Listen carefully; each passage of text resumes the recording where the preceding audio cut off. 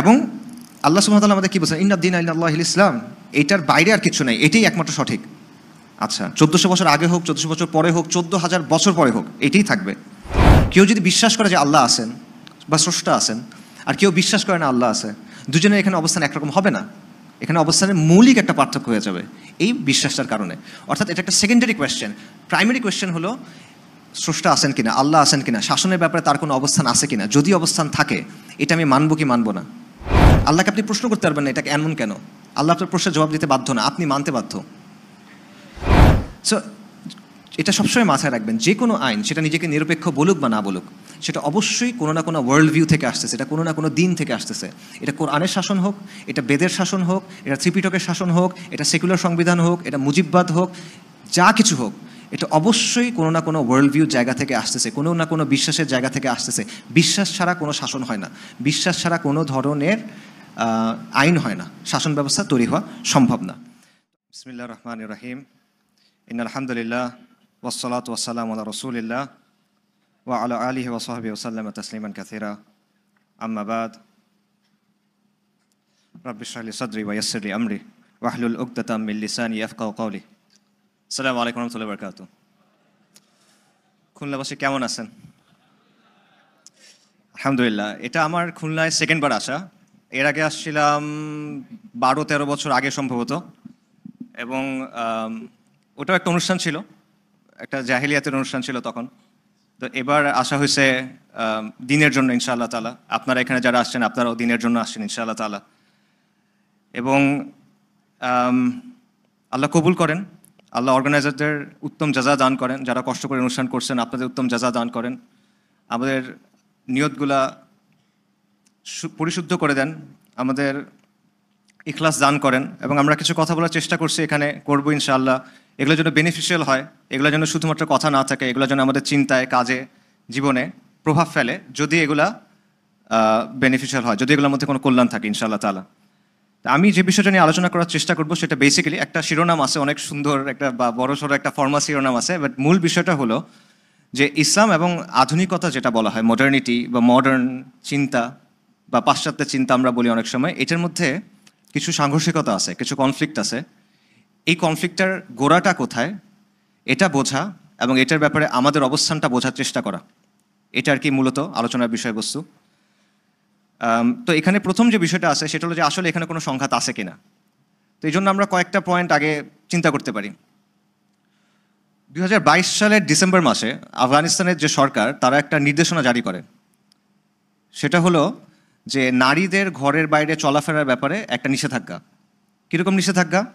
যে যদি 45 মাইলের ভেতরে হয় তাহলে মহিলারা একা বের হতে পারবেন, কিন্তু যদি 45 মাইলের বাইরে হয় তাহলে তারা একা বের হতে পারবেন না, ঘনিষ্ঠ পুরুষ আত্মীয় থাকা লাগবে সাথে করে। ঠিক আছে, বুঝতে পারতেছেন? 45 মাইল ইজ অ্যাবাউট 72 কিলোমিটারের মতো। তো 45 মাইলের কম হলে মহিলারা একা একা ঘর থেকে বের হতে পারবেন, যদি এর বেশি হয় পারবেন না, সাথে করে ঘনিষ্ঠ পুরুষ আত্মীয় লাগবে। এবং এটা 3 মাস পর, এটা 2021 ডিসেম্বরে, এই 3 মাস পর 2022 মার্চে আরেকটা নির্দেশনা তারা জারি করে। সেটা হলো যে কোনো ডোমেস্টিক ফ্লাইটে বা ইন্টারন্যাশনাল ফ্লাইটে নারীরা একা যেতে পারবে না, তাদের সাথে ঘনিষ্ঠ পুরুষ আত্মীয় লাগবে, মাহরাম লাগবে বেসিক্যালি। তো এটা যখন জারি হলো তখন এটা নিয়ে ইন্টারন্যাশনাল মিডিয়াতে অনেক সমালোচনা হলো। আন্তর্জাতিক মানবাধিকার সংস্থা যেগুলো আছে, বৈশ্বিক যে সংস্থাগুলো আছে, তারা বিভিন্নভাবে এটার সমালোচনা করলো। এবং তাদের বক্তব্য কি, যে এটা একটা বৈষম্য, এটার মাধ্যমে নারীদেরকে ঘরে বন্দি করে রাখা হচ্ছে, তাদের ব্যক্তি স্বাধীনতায় হস্তক্ষেপ করা হচ্ছে। ভালো কথা, সৌদি আরবেও এরকম একটা নিয়ম ছিল, বিশেষ করে ফ্লাইটের ব্যাপারে, আন্তর্জাতিক ভ্রমণের ব্যাপারে, যে তারা মাহরাম ছাড়া এটা পারবে না। এটা 2019 সালে পরে বাদ দেওয়া হয়েছে, এটা ছিল। তো এই সমালোচনাগুলো কোন কোন জায়গা থেকে আসতেছে? একটা হলো যে ব্যক্তি স্বাধীনতায় হস্তক্ষেপ করা, নারী বাইরে যাবে, আপনি বাধা দিচ্ছেন কেন, এটা তার ব্যক্তি স্বাধীনতায় হস্তক্ষেপ। আরেকটা হলো যে এটা শুধু নারীর জন্য কেন, এটা তো পুরুষের জন্য হইতে পারে, আপনি শুধু নারীর জন্য কেন করতেছেন, এটাও একটা বৈষম্য হচ্ছে এখানে। পাশাপাশি এই আফগান সরকার বা এর আগে সৌদি সরকার, তারা এটার পক্ষে যুক্তি কি দিছিল? তাদের যুক্তি ছিল যে এটা ইসলামের একটা বিধান, এটা ধর্মের একটা বিধান, অর্থাৎ তারা ধর্মীয় একটা যুক্তি দিচ্ছে। তো এখানেও একটা আপত্তি আসে যে সরকার কি আমাকে জোর করে ধর্ম পালন করাবে কিনা, সরকারের কি দায়িত্ব কিনা আমাকে মুত্তাকি বানানোর, আমাকে নামাজি বানানোর। এটাও একটা আপত্তি এখানে আসে। তো আমরা যেই সমাজে বড় হয়েছি, যেই ব্যাকগ্রাউন্ড থেকে আমরা বেশিরভাগ মানুষ আসছি, ফর এক্সাম্পল আমি নিজে ব্যক্তিগতভাবে যেখান থেকে আসছি, সেই সব জায়গা থেকে এই যুক্তিগুলো আসলে খুবই ভালো যুক্তি, শক্ত যুক্তি। ছোটকাল থেকে আমি এগুলোকে সঠিক জেনেই বড় হয়েছি আসলে। তো সমস্যাটা হলো যে এই যুক্তি সব তো ভালো লাগতেছে, বাকি ওই অবস্থানটা তো ইসলামের জায়গা থেকে সঠিক। আপনি যদি ইসলামের অবস্থান দেখেন, চার মাযহাবের অবস্থান দেখেন, চার মাযহাবের অবস্থান হলো নারী যদি নির্দিষ্ট দূরত্বের বাইরে যায় সে একা যেতে পারবে না, তার সাথে মাহরাম থাকা লাগবে। এই নির্দিষ্ট দূরত্ব কতটুকু এটা নিয়ে মতপার্থক্য আছে।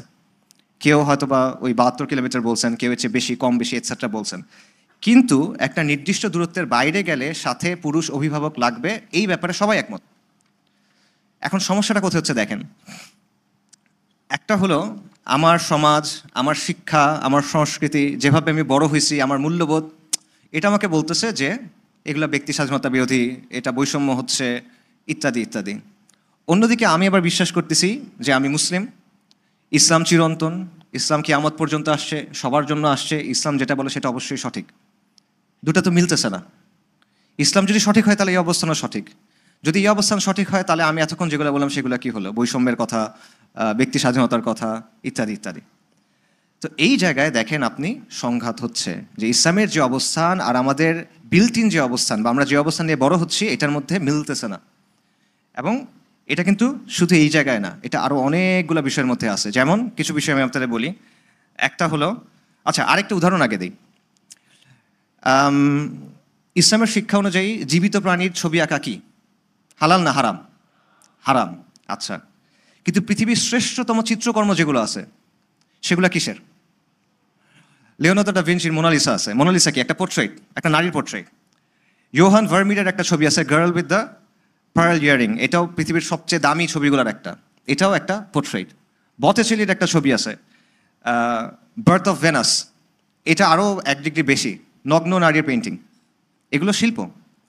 তো এগুলোর ব্যাপারে একদিকে আপনি বলছেন শিল্প তো ভালো জিনিস, আমরা শিল্পকলা একাডেমিতে আছি, ভালো জায়গা নাকি? শিল্প তো ভালো জিনিস, শিল্প সাহিত্য প্রগতি খুব চমৎকার জিনিস বলা হয়। আবার আপনি বলছেন আপনি ইসলাম মানেন, আবার ইসলামে বলা হচ্ছে এটা হারাম। মিলতেছে না তো। ইসলামের জায়গা থেকে যদি আপনি দেখেন এগুলো সব বাদ দিতে হবে। এবং শুধু এগুলো না, স্থাপত্য টাপত্য যা যা আছে এরকম অনেক কিছু আপনার বাদ দিতে হবে, বেশিরভাগ যেগুলো ইসলামের সাথে সাংঘর্ষিক। তাহলে আবার দেখেন সংঘর্ষ আছে কিনা? আছে সংঘর্ষ। এই সংঘর্ষের সমাধান আমরা করছি কিনা? করি নাই, আমরা দুটো একসাথে ধরে রাখছি।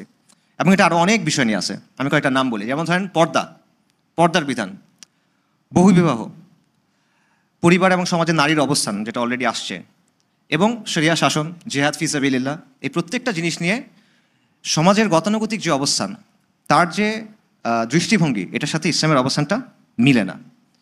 এবং এর বাইরে আমাদের জীবনের অংশ হয়ে গেছে অনেক জিনিসপত্র, মনে করেন গান বাজনা, হলিউড বলিউড, এই টাইপের অনেক কিছু, নারী পুরুষের মেলামেশা, ডেটিং, এগুলো কোনো কিছুই আসলে ইসলামের সাথে কিন্তু মিলে না, কিন্তু এগুলো আমাদের দৈনন্দিন জীবনের অংশ হয়ে গেছে।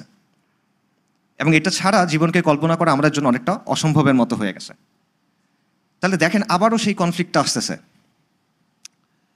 একদিকে আমি বলতেছি ইসলাম সত্য, সুন্দর, শাশ্বত, আরেকদিকে আমার যে জীবন, আমার যে বিশ্বাস, আমার যে মূল্যবোধ, এটা ইসলামের সাথে মিলতেছে না, তাই না? তো দুটা সাংঘর্ষিক জিনিস আপনি কীভাবে ধারণ করবেন এবং এটা ধারণ করে আপনি আসলে কতদিন চলবেন? এটা তো কোনো সাস্টেইনেবল মিক্স না, এটা তো টেকসই না, এটা একটা কোনো একটা দিকে চলে যেতে হবে। তো এই জায়গায় একটা টানাপোড়ন তৈরি হচ্ছে, একটা দড়ি টানাটানি চলতেছে আপনার মাথার ভিতরে। দুইটা অতিকায় প্রতিপক্ষ, বিশাল বিশাল এন্টিটি, দড়ি টানাটানি করার মতো একটা অবস্থা, আপনি মাঝখানে পড়ে গেছেন। এবং এটা আমাদের সমাজের ক্ষেত্রেও। তো এই যে সংঘাতটা, এটা শেকড়টা আসলে কোথায়, এইটা আর কি আলোচনার জায়গা, এটা নিয়ে আমি আলোচনা করতে চাই। এবং আমরা অনেক সময় পাশ্চাত্য সভ্যতার বা আধুনিকতার বিভিন্ন অ্যাসপেক্ট নিয়ে আলোচনা করি, যেমন ধরেন পুঁজিবাদ বা ডেমোক্রেসি, লিবারালিজম, ফেমিনিজম এটসেট্রা, আমরা এগুলো নিয়ে আলোচনা করি।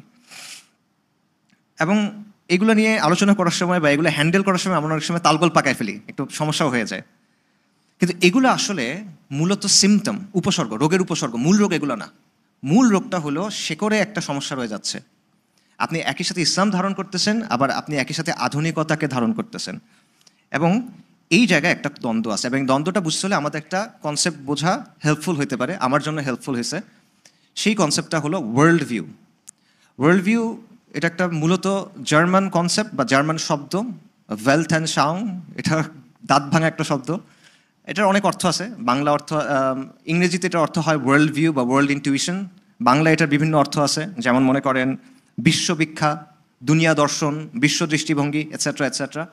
আমার কাছে এই অর্থগুলা মানে প্রতিশব্দগুলো খুব একটা কি বলে জুৎসই মনে হয় না। বিশেষ করে আমি যেভাবে চিন্তা করি ওই জায়গায় আমার কাছে জুৎসই মনে হয় না, এটা একটু পরে বলতেছি। সো ওই প্রতিশব্দ বাদ দিয়ে আমরা আসেন কনসেপ্টটা বোঝার চেষ্টা করি। ওয়ার্ল্ড ভিউ বলতে আসলে কি বোঝাচ্ছে? ওয়ার্ল্ড ভিউ হলো যে অস্তিত্বের সামগ্রিক ব্যাখ্যা। আপনার তো অস্তিত্ব আছে, আপনার সামনে একটা পৃথিবী আছে, দুনিয়া আছে, এটার সামগ্রিক যে ব্যাখ্যাটা আপনার মাথার ভেতরে আছে, মনের ভেতরে আছে, চিন্তার মধ্যে আছে, এটা হলো ওয়ার্ল্ড ভিউ। এটা হলো চিন্তার একটা কাঠামো যেটার ভেতর দিয়ে আপনি সব কিছুকে বোঝেন। এটা একটা চশমার মতো, ওই চশমা যেটা দিয়ে আপনি দুনিয়াকে দেখেন, বাস্তবতাকে দেখেন। এবং এটা একটা বুদ্ধিবৃত্তিক আবশ্যকতা, এটা আপনার লাগবেই। কেন লাগবে? দেখেন, অস্তিত্ব বলেন, মহাবিশ্ব বলেন, স্রষ্টা বলেন, সৃষ্টি বলেন, মানব জীবনের পারপাস কী, মানব জীবনের উদ্দেশ্য কী, সমাজ কিভাবে চলবে, শাসন কিভাবে চলবে, মোরালিটি কিভাবে হবে, এটা মানদণ্ড কী হবে, ভালো মন্দের মানদণ্ড কী হবে, এগুলোর মধ্যে পারস্পরিক সম্পর্ক কী হবে, এই প্রশ্নগুলো নিয়ে কিন্তু আপনার চিন্তা করতেই হবে। আপনি হয়তোবা খাতা কলম নিয়ে বাসায় বসে চিন্তা করতে বসবেন না, কিন্তু এই চিন্তাটা আপনার করতে হবে, সব সমাজকে করতে হবে, সব রাষ্ট্রকে করতে হবে, জনগোষ্ঠীকে করতে হবে, নইলে আপনি আগাতে পারবেন না। এই চিন্তাটা আপনার করতে হবে। সো এই জিনিসগুলো নিয়েই আলটিমেটলি ওয়ার্ল্ড ভিউ গঠিত হয়। এবং মানুষ কিন্তু সহজাতভাবে অর্থ খোঁজে। মানুষ প্যাটার্ন সিকিং একটা অ্যানিমেল, সে প্যাটার্ন খোঁজে সব কিছুর মধ্যে। সো অর্থ ছাড়া সে কিন্তু বাঁচতে পারে না, তার অর্থ যেখানে নাই সে অর্থ তৈরি করে নেয় সেখানে। ঠিক আছে? তো এইসব যে প্রশ্নগুলো, এই মৌলিক প্রশ্নগুলোর কোনো না কোনো উত্তর কিন্তু তাকে বের করে নিতে হয়। এবং এই উত্তরগুলোর ভিত্তিতে সে অন্য সবার সাথে এবং দুনিয়ার সাথে তার যে সম্পর্ক সেটাকে বোঝে। ঠিক আছে? তো এই জন্য এটা একটা বুদ্ধিবৃত্তিক আবশ্যকতা। আরেকটাভাবে চিন্তা করতে পারেন, ওয়ার্ল্ড ভিউ হলো আপনার চিন্তার ভাষা। ঠিক আছে? ভাষা কাজ করে ব্যাকরণের নিয়মের ভেতরে, এর বাইরে কিন্তু ভাষা কাজ করে না। তা আপনার চিন্তাও কাজ করে ওয়ার্ল্ড ভিউর যে সীমানা আছে সেটার ভেতর দিয়ে। ঠিক আছে? এর ভেতর দিয়ে এটা কাজ করে। এবং প্রত্যেকের যেমন একটা নিজস্ব ভাষা আছে, এরকম প্রত্যেকের একটা নিজস্ব ওয়ার্ল্ড ভিউ আছে। সো আলটিমেটলি সব সমাজ, সংস্কৃতি, সভ্যতা সবার কোনো না কোনো ওয়ার্ল্ড ভিউ আছে। এটাকে হয়তো বা এই গাল ভরা শব্দটা দিয়ে কেউ চেনে না, অন্য কোনোভাবে চেনে, অথবা ওইভাবে চিন্তাও করে না, বাট আলটিমেটলি এটা সবার মধ্যেই আছে। ওয়ার্ল্ড ভিউকে বোঝার জন্য আরেকটা ওয়ার্ড ইউজ করা যায়, সেটা হলো দিন। মক্কার কুরাইশদের কথা চিন্তা করেন। ইসলাম আসার আগে মক্কার কুরাইশদের নির্দিষ্ট কিছু বিশ্বাস ছিল, তাদের জীবনযাপনের একটা পদ্ধতি ছিল, তাদের সমাজ ও শাসনের একটা কাঠামো ছিল, তাদের কিছু মূল্যবোধ ছিল, তাদের কিছু নিয়ম ছিল, এবং ভালো মন্দর সংজ্ঞা দেওয়ার বা পৃথিবীকে দেখার একটা ওয়ে তাদের মধ্যে ছিল, অর্থাৎ তাদের মধ্যে একটা ওয়ার্ল্ড ভিউ ছিল। এবং নবী সাল্লাল্লাহু আলাইহি ওয়াসাল্লাম যখন আসলেন, তখন তিনি আসলেন একটা নতুন জীবন বিধান দিয়ে, যেখানে তাওহীদের বিশ্বাস আছে, পাশাপাশি চিন্তার এবং জীবনযাপনের একটা পূর্ণাঙ্গ কাঠামো আছে। এবং যেই কাঠামো একটা সার্বিক ব্যাখ্যা দেয়, সব কিছুকে একসাথে ব্যাখ্যা করে, কোনো কিছু এটার বাইরে নাই, সব কিছু এটার ভেতরে আছে। এবং এই কাঠামোর আলোকে একটা স্বতন্ত্র দৃষ্টিভঙ্গি তৈরি হলো, একটা স্বতন্ত্র পরিচয় তৈরি হলো, একটা স্বতন্ত্র জাতি তৈরি হলো, যারা হাজার বছর ধরে রাজত্ব করা একটা সভ্যতার জন্ম দিল। তাহলে ওয়ার্ল্ড ভিউকে সবচেয়ে ব্যাপক অর্থে দিন হিসেবে আমরা চিন্তা করতে পারি। বিশ্বাস ও জীবনধারা, আকিদা এবং শরিয়ার সমষ্টি হিসেবে এটাকে আমরা দিন হিসেবে চিন্তা করতে পারি। এখন ওয়ার্ল্ড ভিউর শক্তিটা কীরকম, এটা একটা বোঝার দরকার আছে। আমরা আসলে যা কিছু দেখি এটা বা বুঝি, এটা আমরা ওয়ার্ল্ড ভিউর ভেতর দিয়ে বুঝি। এইভাবে চিন্তা করেন, আপনার চোখে যদি একটা রঙিন চশমা থাকে, আপনি যা কিছু দেখবেন সব কিন্তু আপনি রঙিন দেখবেন, রাইট? মনে করেন একটা লোক একটা কুঁড়ে ঘরের মধ্যে বন্দী হয়ে আছে সারা জীবন, জন্ম থেকে। ওই কুঁড়ে ঘরের মধ্যে একটা জানলা আছে, জাস্ট দরজাও নাই। ওই জানলা দিয়ে সে বাইরের পৃথিবী দেখে। এখন জানলার রং হলো হলুদ। তো এখন ও যা কিছু দেখতেছে সে এটা কী রঙের দেখবে? হলুদ। গাছ বলেন, পাতা বলেন, ফুল, পাখি, সাগর, যেটাই বলেন, সে এটা হলুদ রঙের ফিল্টারের মধ্যে দিয়ে দেখবে। এবং সে মনে করবে যে এটাই আসলে দুনিয়া, দুনিয়া আসলে এরকম। গাছ মনে হয় এরকম একটা জন্ডিস টাইপের কালারের, এটা তার কাছে মনে হবে। তো সমস্যাটা কোথায়? তার মস্তিষ্কে কিন্তু সমস্যা না, তার চোখেও সমস্যা না, সমস্যাটা তার কাজটার মধ্যে, ওয়ার্ল্ড ভিউর মধ্যে। তাকে যদি আপনি গিয়ে বলেন যে আকাশ তো আসলে নেই, সে কিন্তু বিশ্বাস করবে না। এটা হলো ওয়ার্ল্ড ভিউর শক্তি। তো এই ব্যাপারটা বোঝা দরকার, যেটা বেসিক্যালি মনে করেন এটা একটা চশমা, যেটার ভেতর দিয়ে আপনি সব কিছু দেখেন, যেটার ভেতর দিয়ে আপনি সব কিছু বোঝেন। এখন সমস্যা কোন জায়গায় হচ্ছে, ইসলাম আপনাকে একটা চশমা দেয়, আধুনিকতা আপনাকে আরেকটা চশমা দেয়। এই দুটা চশমার রং আলাদা, পাওয়ার আলাদা, ছাঁচ আলাদা। ঠিক আছে? এবং দেখেন, দুটাই দাবি করে যে দুটাই সর্বজনীন। ইসলাম কি বলে? ইসলাম বলে এটা কিয়ামত পর্যন্ত সবার জন্য। তার মানে এটা সর্বজনীন, ইউনিভার্সাল। আচ্ছা, এবং আল্লাহ সুবহানাহু ওয়া তাআলা আমাদের কি বলছেন, ইন্নাদ-দীনা ইনদাল্লাহিল ইসলাম, এইটার বাইরে আর কিছু নাই, এটাই একমাত্র সঠিক। আচ্ছা, 1400 বছর আগে হোক, 1400 বছর পরে হোক, 14,000 বছর পরে হোক, এটাই থাকবে। অন্যদিকে আধুনিকতার কথাও কিন্তু এটা, আধুনিকতা যে কথাগুলো বলে, মানবাধিকার বলেন, সে কিন্তু বলে এটা সর্বজনীন মানবাধিকার, ইউনিভার্সাল মানবাধিকার। এটা কিন্তু একটা সময়ের মানবাধিকার না, এটা সবার জন্য সত্য, সব সময় সত্য। তার যে চিন্তা চেতনা ধারণাগুলো আছে এগুলো সে মনে করে সর্বজনীন। অর্থাৎ এখানে তারা প্রতিদ্বন্দ্বী হয়ে গেছে। ইসলামও বলতেছে আমি সর্বজনীন, সেও বলতেছে আমি সর্বজনীন, এবং দুটার কথা মিলতেছে না, তাহলে তারা প্রতিদ্বন্দ্বী এখন, এবং সাংঘর্ষিক। বেসিক্যালি সমস্যা কোন জায়গায় হচ্ছে? সমস্যা হচ্ছে আমরা দুইটা একই সাথে ধারণ করার চেষ্টা করতেছি। এই যে আমরা প্রথমে যে এক্সাম্পল দিলাম নারীর ব্যাপারে, মাহারামের ব্যাপারে, আপনি মানতে পারতেছেন না কেন? ইসলামের জায়গা তো ক্লিয়ার, আপনি মুসলিম হলে এটা আপনার মানতে সমস্যা কই? কারণ আপনি ওইটাও ধারণ করতেছেন। শিল্পের ব্যাপারে আপনি মানতে পারতেছেন না কেন? ইসলামের জায়গা থেকে চিন্তা করেন, আল্লাহ ঠিক বলে দিয়েছেন, শেষ কথা তো শেষ এখানে, রাইট? আপনি মানতে পারতেছেন না কেন? কারণ ওই জিনিসটা আছে। দাসপ্রথার কথা চিন্তা করেন, কেন আপনি মানতে পারতেছেন না? এক্স্যাক্টলি সেম কারণ। কারণ ইসলামের জায়গা থেকে অবস্থান খুবই সিম্পল, কিন্তু যেহেতু আপনার মধ্যে ওই জিনিসটা রয়ে গেছে, আমার মধ্যে রয়ে গেছে, আমাদের মধ্যে রয়ে গেছে, তাই আমরা এটা মানতে পারতেছি না। সো ওয়ার্ল্ড ভিউর মিশ্রণ ব্যাপারটা হলো আপনি দুই চোখে দুইটা চশমা পড়তেছেন, দুই পাড়ে দুইটা চশমা পড়তেছেন। তাহলে এটা কি হবে? আপনি যেটা রাস্তায় হাঁটতে গিয়ে হোঁচট খাবেন, যেটা রাস্তা সমতল এটা মনে হবে এবড়ো কেবড়ো, রাইট? এবং কাছের জিনিসকে দূরের মনে হবে, দূরের জিনিসকে কাছের মনে হবে, আঁকা বাঁকা মনে হবে। এই প্রবলেমটা হবে, এইটি আমাদের হচ্ছে। একদিকে আমরা বিশ্বাসের দিক থেকে মুসলিম, অন্য দিক থেকে আমরা পশ্চিম থেকে আসা যে আধুনিকতার যে চিন্তাটা, এটা একদম গ্রহণ করে নিছি। এই কারণে প্রবলেমটা হচ্ছে। এবং এটা কেন হচ্ছে? কারণ আমরা তো আধুনিকতার মানুষ, আমরা এটার ভিতরে বড় হয়েছি, এটা আমরা শুষে নিছি। মাছ যখন পানির মধ্যে বড় হয়, সে কি পানি নিয়ে আলাদা করে চিন্তা করে? করে না। তার জন্ম থেকে সে পানির মধ্যেই আছে, পানিটাই তার কাছে নর্মাল সি, এটাই নর্মাল অবস্থা, স্ট্যাটাসকো। আমাদের অবস্থা এক্স্যাক্টলি সেম। আমরা আধুনিকতার ভেতরে যেহেতু বড় হয়েছি, এইগুলো নিয়ে আমরা ভাবে যাচাই বাছাইও করি নাই, আমরা মনে করছি এগুলোই সত্য, এগুলোই সঠিক। আবার একই সাথে আমরা ইসলামটাও ধারণ করার চেষ্টা করছি, আবার ইসলামটা প্রপারলি বোঝার চেষ্টা করি নাই। ইউজুয়ালি আপনারা এখানে যারা আসছেন তারা হয়তো বা করছেন, বাট আমাদের সমাজের সামগ্রিক চিত্রটা যদি চিন্তা করেন, সো এই জায়গা থেকে প্রবলেমগুলো হচ্ছে, এবং এটা বোঝানো কঠিন। সো ওই যে আগের জায়গাটা চিন্তা করেন যে ওয়ার্ল্ড ভিউর যে মিশ্রণ হয়, এটা মানুষকে বোঝানো আসলে কঠিন। ওই লোকের কথা চিন্তা করেন যে সবসময় ওই রুমের ভেতরে আছে, এবং সে সবসময় দুনিয়াকে দেখতেছে সবুজ রঙের কাচের ভেতর দিয়ে, সে তো বুঝবে না। বা আরেকটা এক্সাম্পল চিন্তা করেন, মনে করেন একটা দ্বীপ, সেই দ্বীপে কিছু মানুষ আছে, তাদের সাথে বাইরের পৃথিবীর কোনো সম্পর্ক নাই, জীবনে তারা সেই দ্বীপের বাইরে জানে না, ওই দ্বীপের বাইরে পৃথিবী আছে এটাও তারা জানে না। এখন মনে করেন কোনো একটা কারণে এরা সবাই কালার ব্লাইন্ড, বর্ণান্ধ। কালার ব্লাইন্ড বিভিন্ন ধরনের হয়, কেউ হয়তো বা কোনো একটা রং দেখে না, কেউ একটু কম দেখে, বাট কালার ব্লাইন্ডের সবচেয়ে এক্সট্রিম ফর্মটা হলো তারা ব্ল্যাক অ্যান্ড হোয়াইট দেখে, কোনো রঙই দেখে না। মনে করেন এই দ্বীপের সব মানুষ জন্ম থেকে ব্ল্যাক অ্যান্ড হোয়াইট দেখে, আর কিচ্ছু দেখে না, তো তাদের কাছে দুনিয়া ব্ল্যাক অ্যান্ড হোয়াইট। এখন মনে করেন আপনাকে ওই দ্বীপে পাঠাইলাম আমি 6 মাসের একটা মিশন দিয়ে, যে এদেরকে রং বুঝায় আসেন ভাই, আপনি বুঝাতে পারবেন? আপনি তাকে বুঝাতে পারবেন যে গাছ আসলে সবুজ, রক্ত আসলে লাল, সমুদ্র আসলে নীল? বুঝাতে পারবেন? পারবেন না। তার জায়গা থেকে যুক্তি খুব ক্লিয়ার, তাকে, সে আপনাকে চেনে না, সে নিজে দেখতেছে এটা সাদা কালো, তার আশেপাশে যারা আছে, যারাকে সে বিশ্বাস করে, তারা সবাই বলতেছে এটা সাদা কালো। আপনি হঠাৎ করে কোত্থেকে এসে তাকে উল্টা কথা বলতেছেন? তার কাছে যে ইনফরমেশন আছে সেই জায়গা থেকে আপনার কথা মানার কোনো কারণ নেই, রাইট? সো এটা বোঝানো extremely difficult. So world view জায়গাটাও এই জন্য বোঝানো আমার কাছে মনে হয় খুবই ডিফিকাল্ট, এবং এই জন্য এই জায়গাটা বোঝা জরুরি। মানে আপনারা হয়তো ভাবছেন যে আমি এই আলোচনাগুলো কেন করতেছি। দেখেন, আমরা যে আলোচনাগুলো করি সমাজ নিয়ে, অর্থনীতি নিয়ে, রাজনীতি নিয়ে, এটসেট্রা নিয়ে, এই সবগুলো আসলে সেকেন্ডারি প্রশ্ন। এই সবগুলো আসলে সেকেন্ডারি প্রশ্ন। উচিত অনুচিতের যে আলোচনাগুলো আমরা করি, নৈতিকতার আলোচনা করি, সব সেকেন্ডারি প্রশ্ন। এগুলোর এই নিয়ে যে মতপার্থক্য হয়, এই নিয়ে তর্ক হয়, এগুলোর পিছিয়ে আসে এই ওয়ার্ল্ড ভিউর ব্যাপারটা, যে মূল জায়গাটার ক্ষেত্রে পার্থক্য রয়ে যাচ্ছে, তাই এই পার্থক্যটা হবে। আপনি একটা সিম্পল জিনিস চিন্তা করেন, রাজনীতির কথা চিন্তা করেন, যে রাজনীতির ভিত্তিটা কী হবে, শাসনের ভিত্তি কী হবে, সার্বভৌমত্ব কার, ক্ষমতা কার? এই প্রশ্নগুলোর উত্তর আপনি যদি ডিসাইড করতে যান, তখন আপনার রাজনীতির গণ্ডি থেকে বের হয়ে আরও মানে বিস্তৃত একটা জায়গায় চলে যেতে হবে। কেউ যদি বিশ্বাস করে যে আল্লাহ আছেন বা স্রষ্টা আছেন, আর কেউ বিশ্বাস করে না আল্লাহ আছে, দুজনের এখানে অবস্থান একরকম হবে না।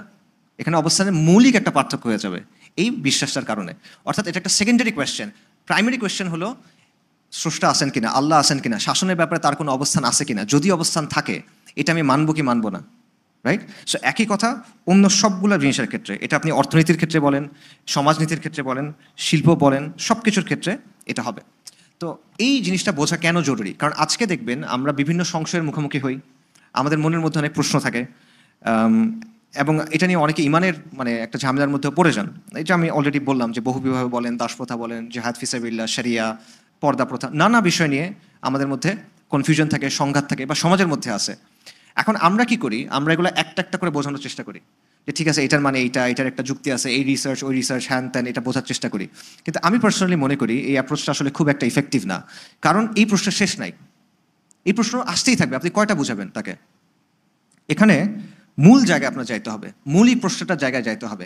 মৌলিক জায়গায় অ্যালাইনমেন্টটা যদি ঠিক হয় তাহলে এই প্রশ্নগুলো সলভ হয়ে যাবে নিজে নিজে। আর মৌলিক জায়গায় যদি অ্যালাইনমেন্ট ঠিক না হয় তাহলে এই প্রশ্ন একটার পর একটা আসতেই থাকবে। ঠিক আছে, আপনি মৌলিক জায়গাটা তার কাছে স্পষ্ট করে দেন, এরপর যে মানার সে মানবে, যে না মানার সে আল্লাহর কাছে গিয়ে বুঝবে। আপনার এখানে তেমন কিছু করার নাই। সো মৌলিক প্রশ্নগুলো আসলে কি, আমরা ওয়ার্ল্ড ভিউর আলোচনায় চলে যাই। ওয়ার্ল্ড ভিউর কিছু মৌলিক উপাদান আছে, বা আপনি বলতে পারেন ওয়ার্ল্ড ভিউর কিছু মৌলিক রোকন আছে বা স্তম্ভ আছে। এগুলা কি? এগুলো হলো কিছু মৌলিক প্রশ্ন, যে প্রশ্নগুলোর উত্তর সবাই কিছু না কিছু উত্তর ধরে নেয়, এবং এই উত্তরগুলো নিয়েই তার ওয়ার্ল্ড ভিউ তৈরি হয়, ওই চশমাটা তৈরি হয় যেটা দিয়ে সে সব কিছু দেখে। তো প্রশ্নগুলো কি? একটা প্রশ্ন হলো বাস্তবতা এবং অস্তিত্ব নিয়ে প্রশ্ন, একটা হলো জ্ঞান নিয়ে প্রশ্ন, একটা হলো মানুষের আত্মজিজ্ঞাসা, মানুষের উৎসটা কি, মানুষের শেকড়টা কি, এটা নিয়ে একটা প্রশ্ন, একটা হলো জীবনের উদ্দেশ্য কি, জীবনের অর্থ কি, এটা নিয়ে প্রশ্ন, নৈতিকতা নিয়ে প্রশ্ন, এবং সমাজ এবং শাসন, এটা নিয়ে প্রশ্ন। এখানে প্রশ্ন আরও হইতে পারে, আরও অনেকগুলো প্রশ্ন হতে পারে। বাকি এই প্রশ্নগুলোর উত্তর যদি আপনি দিয়ে ফেলেন তাহলে আপনি দেখবেন আপনি ওয়ার্ল্ড ভিউর ব্যাপারটা বুঝে ফেলছেন, এবং কোথায় পার্থক্য হচ্ছে এটা বুঝে ফেলছেন, কোন জায়গায় ঝামেলা হচ্ছে এটা ইনশাল্লাহ ক্লিয়ার হয়ে যাবে আপনার কাছে। প্রথম প্রশ্ন দেখেন, যে বাস্তবতা এবং অস্তিত্ব নিয়ে প্রশ্ন। এই প্রশ্নটা কি, যে আসলে কি আছে কি নাই, কোনটা বাস্তব কোনটা অবাস্তব, এবং পরম বাস্তবতা, প্রাইম রিয়ালিটি কি। কথাবার্তা একটু অ্যাবস্ট্রাক্ট লাগতে পারে, সহজভাবে বলি। যেমন ধরুন আমার সামনে এই মাইকটা আছে, আমার সামনে ডায়াস আছে, আমার সামনে আপনারা আছেন, আপনাদের সামনে আমি আছি, এটা আপনারা সবাই একমত। এটার ক্ষেত্রে ইসলাম এবং আধুনিকতাও একমত। কিন্তু আপনি যদি বলেন রূহ আছে কিনা, আপনি যদি বলেন বারজাক আছে কিনা, আপনি যদি বলেন জিন আছে কিনা, আপনি যদি বলেন সেহের জাদু আছে কিনা, আপনি যদি বলেন আইন আল হাসাদ বদনজর এটা আছে কিনা, তখন আধুনিকতা কি বলবে? আখিরাত আছে কিনা, জান্নাত এবং জাহান্নাম আছে কিনা, আল্লাহ আছেন কিনা। এইখানে আধুনিকতার অবস্থান এবং ইসলামের অবস্থান কি, পার্থক্য, ব্যাপক পার্থক্য এখানে। আধুনিকতা এগুলো সব কি গায়েব, তো আধুনিকতা গায়েবের অস্তিত্ব স্বীকার করে না। আর ইসলাম কি বলে? ইসলামের অবস্থান শুরু হয়েছে গায়েবের অবস্থান থেকে। আল্লাহ সুবহানাহু ওয়া তাআলা সূরা বাকারা থেকে বলছেন আলিফ লাম মিম যালিকাল কিতাবু লা রাইবা ফীহি হুদাল লিল মুত্তাকিন আল্লাযীনা ইউমিনুনা বিল গায়ব, যে এটা হলো কিতাব যেটার মধ্যে কোনো সন্দেহ নাই, এটা মুত্তাকিদের জন্য হুদা, দিক নির্দেশনা। এবং মুত্তাকিদের বৈশিষ্ট্যের প্রথম কি আসছে? যারা গায়েবের উপর ঈমান আনছে। আপনারা আমানতু বিল্লাহ পড়ছেন না? আমানতু বিল্লাহি ওয়া মালাইকাতিহি ওয়া কুতুবিহি ওয়া রাসূলিহি ওয়াল ইয়াউমিল আখির, তারপরে কাদার, তারপর বাসি বাদাল মাউত, পুনরুত্থান, এগুলো সব কি গায়েব। এটা আপনি আধুনিকতা বিশ্বাস করে? এগুলো বিশ্বাস করে না। ইসলামের বিশ্বাস শুরু হচ্ছে গায়েবের উপর বিশ্বাসে নেয়, আর আধুনিকতা শুরু করতেছে এগুলো অস্বীকার করে। তো এই জায়গায় যদি পার্থক্য হয়, সেকেন্ডারি প্রশ্ন যেগুলো আছে, রাজনীতি বলেন, অর্থনীতি বলেন, সংস্কৃতি বলেন, সমাজ বলেন, শিল্প বলেন, পার্থক্য হবে কিনা? অবশ্যই হবে। আচ্ছা, এবং এখানে সবচেয়ে বড় পার্থক্য কোথায়? আধুনিকতা স্রষ্টার অস্তিত্বকে স্বীকার করে না, অথবা সে মনে করে স্রষ্টার অস্তিত্ব থাকতে পারে, বাকি স্রষ্টার রেলেভেন্ট না, নাউজুবিল্লাহ, যে স্রষ্টার যে চিন্তা আছে সেটা সমাজের জন্য, রাষ্ট্রের জন্য প্রাসঙ্গিক না, এটা আমরা ঠিক করব। ইসলাম কি বলে? ইসলাম বলে আল্লাহু খালিকু কুল্লি শাইইন ওয়া হুয়া আলা কুল্লি শাইইন ওয়াকিল। আল্লাহ সুবহানাহু ওয়া তাআলা সব কিছুর সৃষ্টিকর্তা, উনি সব কিছুর তত্ত্বাবধায়ক। এবং সমগ্র সৃষ্টি, বাস্তব এবং অবাস্তব, সম্ভব এবং অসম্ভব, এগুলোর অবস্থান কই? এগুলোর অবস্থান হলো কাফ আর নুনের মাঝখানে। আল্লাহ যখন কোনো কিছু চান, আল্লাহ কি বলেন? ইয়াকুলু লাহু কুন ফায়াকুন, আল্লাহ বলেন আর হয়ে যায়। এটা হলো ইসলামের অবস্থান। কাজেই বাস্তবতা, অস্তিত্ব, এই জায়গায় মেজর একটা পার্থক্য হচ্ছে। আচ্ছা, সেকেন্ড কোয়েশ্চেনে আসেন, জ্ঞান। জ্ঞান কি? জ্ঞানের উৎস কি? জ্ঞানের সংজ্ঞা কি? জ্ঞানের মাপকাঠি কি? আপনি যাচাই কিভাবে করবেন? মনে করেন আপনি বললেন যে আমি জানি ক সত্য, এটা আপনি কিভাবে জানলেন? কোন উৎস থেকে জানলেন? এটা আপনি যাচাই করলেন কিভাবে? আমি কিভাবে বুঝবো এটা আপনার পার্সোনাল ওপিনিয়ন নাকি এটা আসলে একটা ফ্যাক্ট? এটা আমি কিভাবে বুঝবো? এগুলো হলো জ্ঞান নিয়ে প্রশ্ন। এটাকে জ্ঞান তত্ত্বের প্রশ্ন বলে, এপিস্টেমোলজি বলে। জটিল শব্দে যাওয়ার দরকার নেই, এটা জ্ঞান নিয়ে প্রশ্ন। এই জায়গাতে ইসলামের সাথে আধুনিকতার মৌলিক পার্থক্য আছে। সবচেয়ে বড় পার্থক্য কি বলেন দেখি? সবচেয়ে বড় পার্থক্য হলো ওয়াহি এবং রিসালা। ওয়াহি এবং রিসালা, কারণ জ্ঞানের সবচেয়ে নিখুঁত উৎস ইসলামের জায়গা থেকে কি? ওয়াহি। এবং এটার মধ্যে কোনো ভুল নাই, এটার মধ্যে কোনো প্রশ্ন নাই, এটার প্রশ্ন কোনো জায়গা নেই, এটা সবচেয়ে উপরের উৎস। এবং এটা আসছে সরাসরি মালিকের কাছ থেকে। কিন্তু আধুনিকতা ওয়াহি এবং রিসালাত কোনোটাকে স্বীকার করে না। তো আবার আমরা সূরা বাকারার কথা যে আল্লাহ সুবহানাহু ওয়া তাআলা বলেছেন আলিফ লাম মিম যালিকাল কিতাবু লা রাইবা ফি হুদাল লিল মুত্তাকিন, যে এটা ওই কিতাব যেটার মধ্যে কোনো সন্দেহ নাই, নিখুঁত জ্ঞান, এটার উপরে কোনো কিছু নাই। এবং আল্লাহ সুবহানাহু ওয়া তাআলা বলছেন আর রহমান আল্লামাল কোরআন খালাকাল ইনসান আল্লামাহুল বায়ান, আল্লাহ মানুষকে শিখাইছেন। আর রহমান যিনি কোরআন শিক্ষা দিয়েছেন, যিনি মানুষকে ভাষা শিক্ষা দিয়েছেন। আল্লাহ সুবহানাহু ওয়া তাআলা বলছেন ইকরা বিসমি রাব্বিকাল্লাযী খালাক খালাকাল ইনসানা মিন আলাক ইকরা ওয়া রাব্বুকাল আকরাম আল্লাযী আল্লামা বিল কলম আল্লামাল ইনসানা মা লাম ইয়ালাম। আল্লাহ মানুষকে শিক্ষা দিয়েছেন কলম দিয়ে, যেটা মানুষ জানতো না। মানুষকে শিখাচ্ছেন কে? আল্লাহ আযজা ওয়া জাল। এবং বনি আদমকে তার মানে শেখানো হয়েছে কিভাবে? ওয়াহির মাধ্যমে, নিখুঁত জ্ঞান, চূড়ান্ত জ্ঞান, পারফেক্ট জ্ঞান, রাইট? আচ্ছা, এবং এটার উপরে আর কোনো জ্ঞান যেতে পারবে না। কেন পারবে না? কারণ সৃষ্টি অনেক কিছু বোঝে না যেটা খালেক বুঝেন। আল্লাহ সুবহানাহু ওয়া তাআলা কি বলছেন? ক্বালা ইন্নী আ'লামু মা লা তা'লামুন, আমি জানি তোমরা জানো না। আচ্ছা, সো এটা হলো ওয়াহি। এরপর আছে রিসালাতের কথা। ওয়াহি আল্লাহকে ডিরেক্ট নাজিল করছেন, পাহাড়ের উপর নাজিল করছেন, সমুদ্রের উপর নাজিল করছেন। কার উপর নাজিল করছেন? রিজালের উপরে, নবীদের উপরে, আম্বিয়ায়ে কেরামের উপর আলাইহিমুস সালাতু ওয়াস সালাম। এবং তারা এসে আমাদেরকে ওয়াহি বুঝাই দিয়ে গেছেন। তারা এসে আমাদের সামনে ওয়াহির দৃষ্টান্ত স্থাপন করে গেছেন যে কীভাবে পালন করতে হবে। এবং আল্লাহ সুবহানাহু ওয়া তাআলা বলছেন ওয়ালাকাদ বাআসনা ফি কুল্লি উম্মাতির রাসূলান আন ইয়াবুদুল্লাহ ওয়াজতানিবুত তাগুত, প্রত্যেক উম্মার কাছে রাসূল পাঠানো হয়েছে এবং তাদের প্রধান শিক্ষা কী ছিল?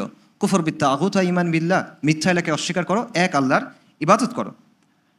তাহলে এই জায়গাটাতেও আধুনিকতার অবস্থান কি? সে মানে এটা মানে না, সে রিসালাত মানে না, ওয়াহি মানে না, রিসালাত মানে না, এবং দুটা কানেক্টেড। রিসালাত মানলে ওয়াহি মানতে হবে, ওয়াহি মানলে রিসালাত মানতে হবে, সে মানে না। আচ্ছা, ইসলামী জ্ঞানের আরেকটা ইম্পর্টেন্ট জায়গা আছে, সেটা হলো রিবায়া, বর্ণনা। বর্ণনার মাধ্যমেই, সিলসিলার মাধ্যমে, চেইন অফ ট্রান্সমিশন বেসিক্যালি, এটার মাধ্যমে কোরআন আপনার কাছে আসছে, এটার মাধ্যমে হাদিস আপনার কাছে আসছে, এটার মাধ্যমে খায়রুল কুরুন, সাহাবায়ে কেরাম, তাবেঈ, তাবে তাবিঈন, তাদের যে বুঝটা সেটা আপনার কাছে আসছে। ইলমের সিলসিলা এটার মাধ্যমে আপনার কাছে আসছে, আথারগুলা এভাবে আপনার কাছে আসছে, রাইট? এবং এটার উপর ভিত্তি করে আমাদের ইসলামী জ্ঞানের অনেক সমৃদ্ধ ধারা গড়ে উঠছে, যে বর্ণনাকারীদের বর্ণনা যাচাই করা, বর্ণনাকারীদের নিজেদের অবস্থা যাচাই করা, লাইক উলুমুল হাদিসের বিভিন্ন অংশ এটার মাধ্যমে গড়ে উঠছে। আধুনিকতা কি এটা স্বীকার করে? স্বীকার করে না। মৌলিক পার্থক্য হচ্ছে দেখেন। এবং এই জায়গা থেকে আধুনিকতা কি বলে? আধুনিকতা বলে জ্ঞানের উদ্দেশ্য হলো সেন্স পারসেপশন, পঞ্চ ইন্দ্রিয় থেকে পাওয়া তথ্য। তারপর তারা বলে জ্ঞানের উৎস হলো আকল, ইন্টালেক্ট, র্যাশনালিটি, এবং জ্ঞানের একটা উৎস হলো মানুষের বানানো তত্ত্ব। প্রথম দুইটা আমরাও স্বীকার করি। সেন্স পারসেপশন, চোখে দেখতেছি, কানে শুনতেছি, স্মেল নিচ্ছি, টাচ নিচ্ছি, এগুলো আমরা স্বীকার করি, এর মাধ্যমে জ্ঞান পাওয়া সম্ভব। আকল, বিজ্ঞান, এটার মাধ্যমে জ্ঞান পাওয়া সম্ভব, আমরা স্বীকার করি। তবে এই জ্ঞানটা কিছু প্রবলেম আছে বা কিছু লিমিটেশন আছে, প্রবলেম না, লিমিটেশন আছে। এটা সীমিত, এটা পরিবর্তনশীল, এটা পরিবর্তন হয়। একসময় মহাবিশ্বকে ব্যাখ্যা করা হতো স্টেডি স্টেট মডেল দিয়ে, এখন বিগ ব্যাং মডেল দিয়ে ব্যাখ্যা করা হচ্ছে। একসময় ফিজিক্সের অনেক অবস্থান ছিল যেগুলোকে অপরিবর্তনীয় মনে করা হতো। কোয়ান্টাম মেকানিক্স আসলো, কোয়ান্টাম ফিজিক্স আসলো, তখন এটা চেঞ্জ হয়ে যাচ্ছে।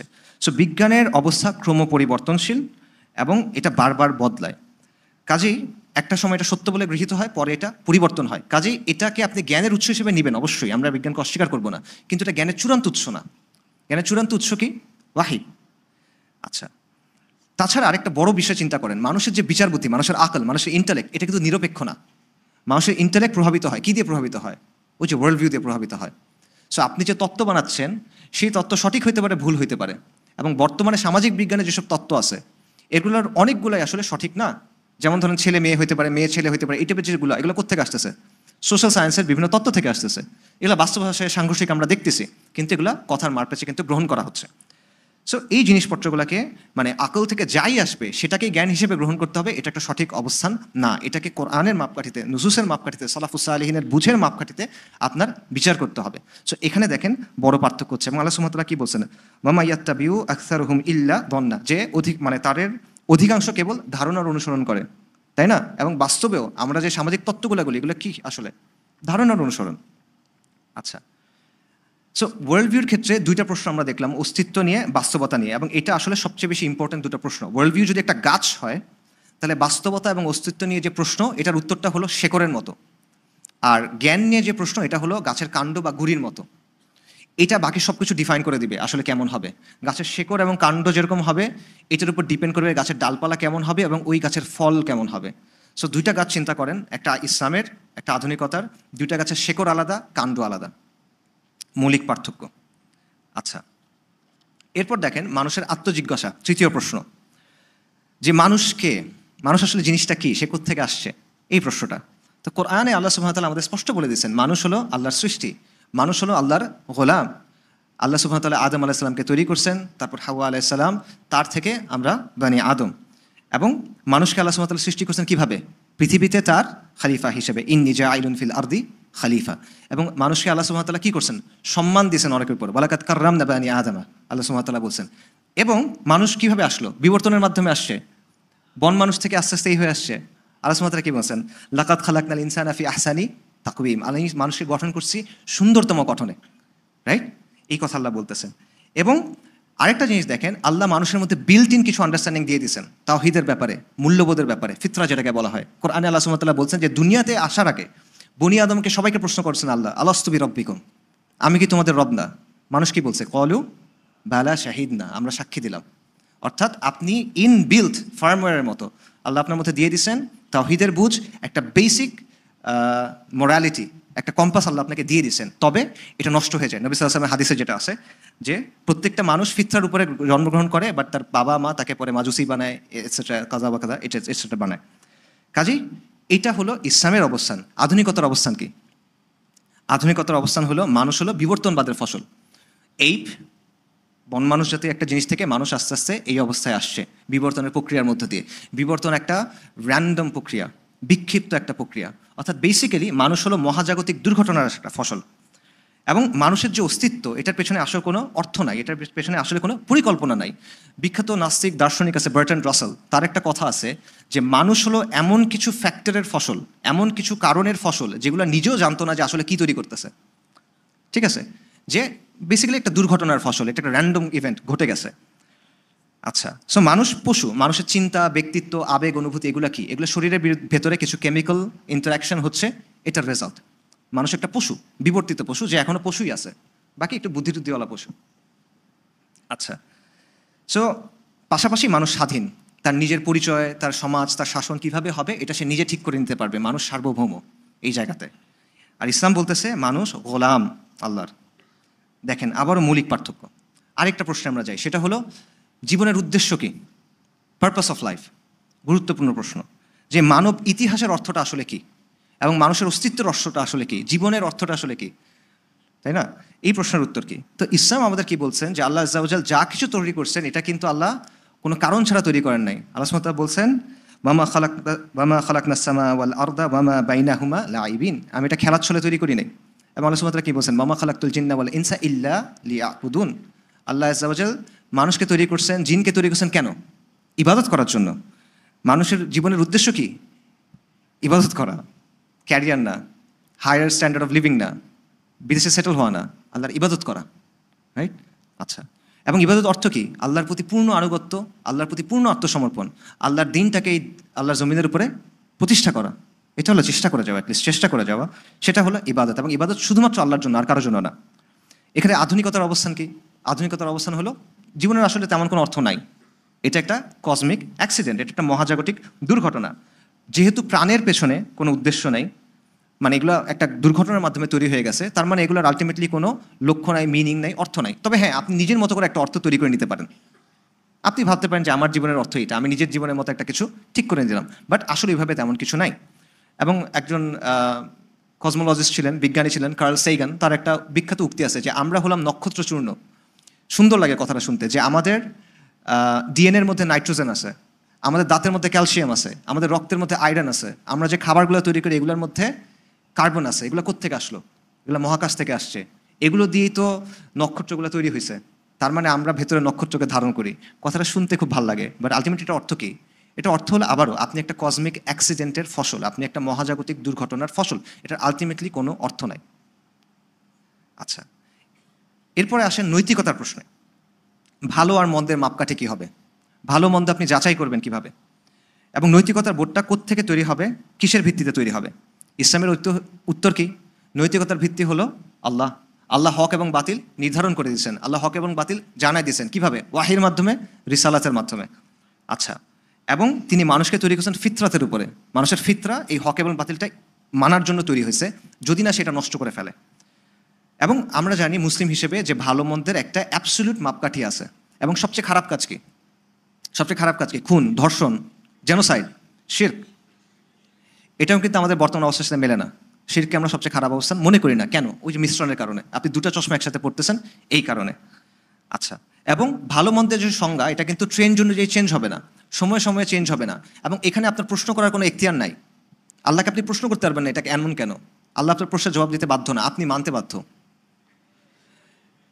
এবং কোরআনে আল্লাহ সুবহানাহু ওয়া তাআলা কি বলছেন, যখন আল্লাহ এবং তার রাসূল কোনো বিষয়ে ফয়সালা দিয়ে দেন, মুমিন নারী এবং পুরুষের জন্য কি ওই বিষয়ের ভিন্নতা করার কোনো অধিকার আছে? নাই, তার কোনো সুযোগই নেই এখানে ভিন্নতা করার। এটা ইসলাম। যে অমান্য করবে সে গোমরা, আল্লাহ স্পষ্ট বলে দিয়েছেন। আচ্ছা, আধুনিকতার অবস্থান কি? নৈতিকতার ভিত্তি কি? মানুষ, মানুষের বিচার বুদ্ধি, এবং এটা ক্রমশ পরিবর্তন হবে এবং সময়ের সাথে সাথে এটা বদলাবে।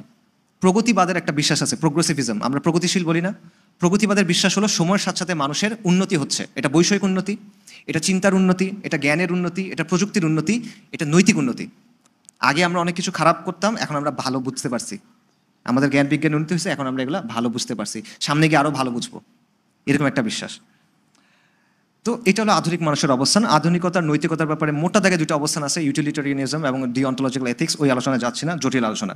আমরা লাস্ট পয়েন্টে যাই, সেটা হলো সমাজ এবং শাসনের ব্যাপারে অবস্থানটা কি। সমাজের ভিত্তি কী হবে, শাসনের ভিত্তি কী হবে, আইনের ভিত্তি কী হবে, শাসক এবং অধীনস্থের মধ্যে সম্পর্কটা কী হবে, সার্বভৌমত্ব কার, এই জায়গাটা নিয়ে প্রশ্ন আছে। এবং এই প্রশ্নগুলোর উত্তর চিন্তা করেন আগের প্রশ্নগুলোর সাথে কানেক্টেড।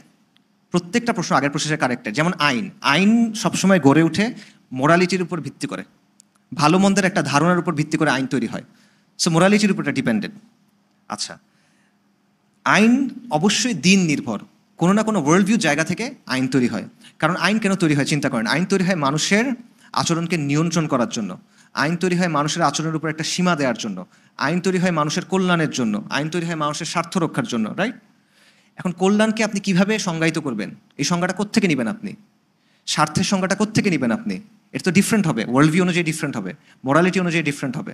সো আবারও দেখেন, এই জিনিসটা ওই যে গাছের শেকড় এবং কাণ্ড থেকে আলাদা হয়ে যাচ্ছে। সো এটা সবসময় মাথায় রাখবেন, যে কোনো আইন সেটা নিজেকে নিরপেক্ষ বলুক বা না বলুক, সেটা অবশ্যই কোনো না কোনো ওয়ার্ল্ড ভিউ থেকে আসতেছে, এটা কোনো না কোনো দিন থেকে আসতেছে।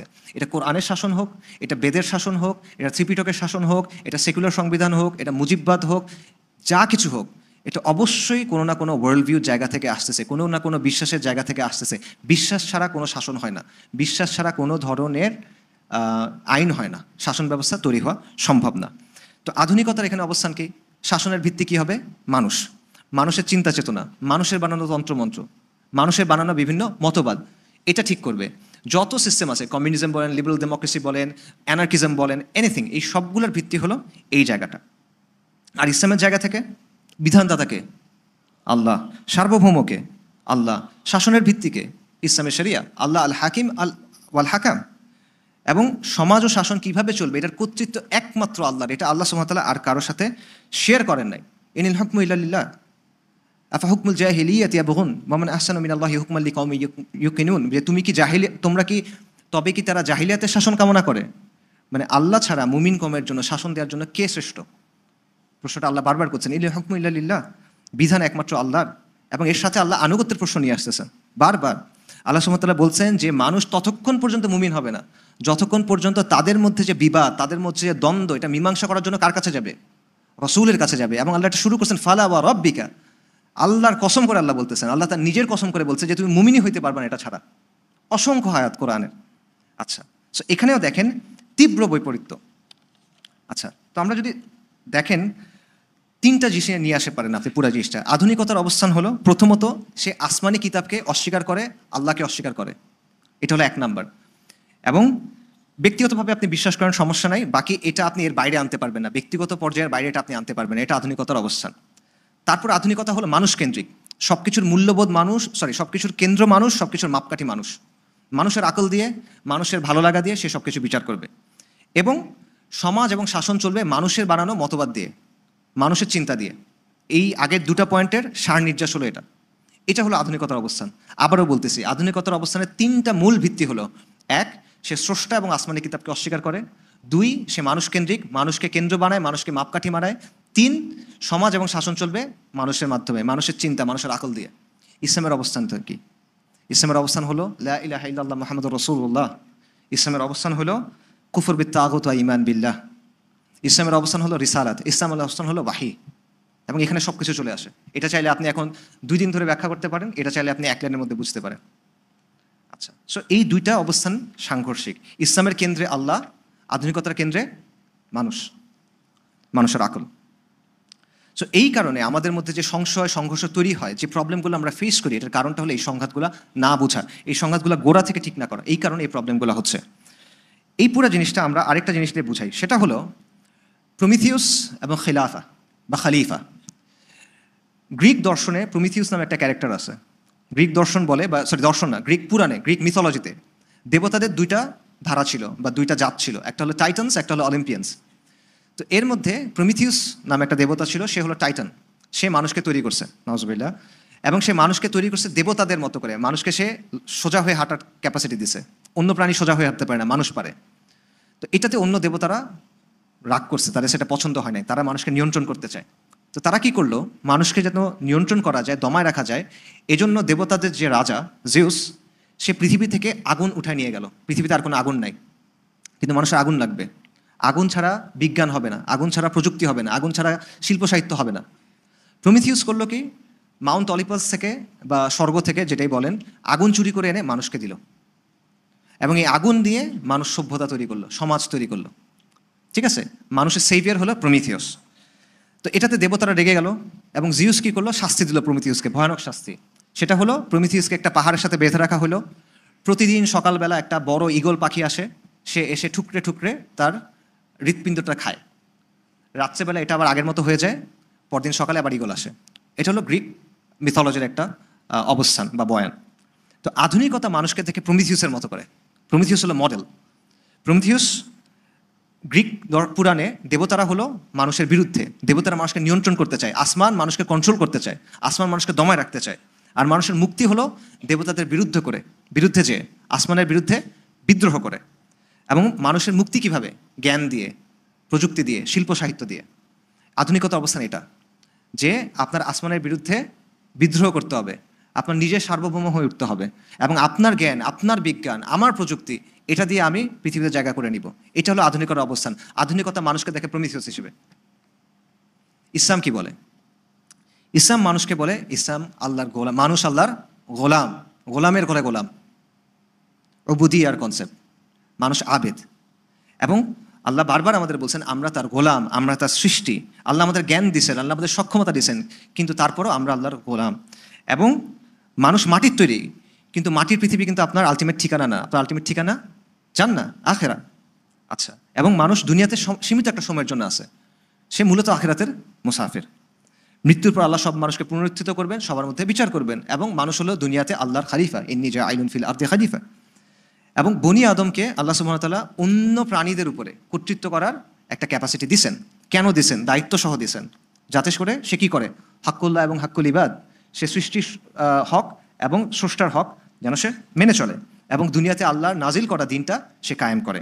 তাহলে পার্থক্যগুলো দেখেন। আধুনিকতা মানুষকে দেখতেছে প্রমিথিউস হিসেবে, স্রষ্টার বিরুদ্ধে বা আসমানের বিরুদ্ধে বিদ্রোহী হিসেবে। ইসলাম দেখতেছে উবুদিয়ার জায়গা থেকে, যে আমি গোলাম।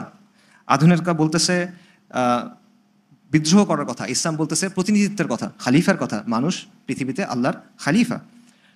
আধুনিকতা বলতেছে যে আসমানের বিরুদ্ধে বিদ্রোহ করলেই তুমি সফল হতে পারবা, ধর্মের শাসন থেকে বের হতে পারলে তুমি সফল হতে পারবা। ইসলাম বলছে তুমি সফল হবা তাওহীদ এবং তাকওয়ার মাধ্যমে। আধুনিকতা বলতেছে, আধুনিকতা সব কিছু কোন জায়গায়, দুনিয়া দুনিয়া দুনিয়া, দুনিয়ার জায়গা থেকে, মানুষ কেন্দ্রিকতা। ইসলাম বলতেছে তাওহীদ, ইসলাম বলছে আখিরা তোমার মূল জায়গা, ওয়ামাল হায়াতুদ দুনিয়া ইল্লা মাতাউল গুরুর। আচ্ছা, এবং আধুনিকতা বলছে সবকিছুর মাপকাঠি মানুষের আকল, মানুষের বিবেক। ইসলাম বলছে সবকিছুর মাপকাঠি আল্লাহ, আল্লাহর ওয়াহি, আল্লাহ রাসূলের শিক্ষা, আল্লাহর আম্বিয়া কেরামদের শিক্ষা।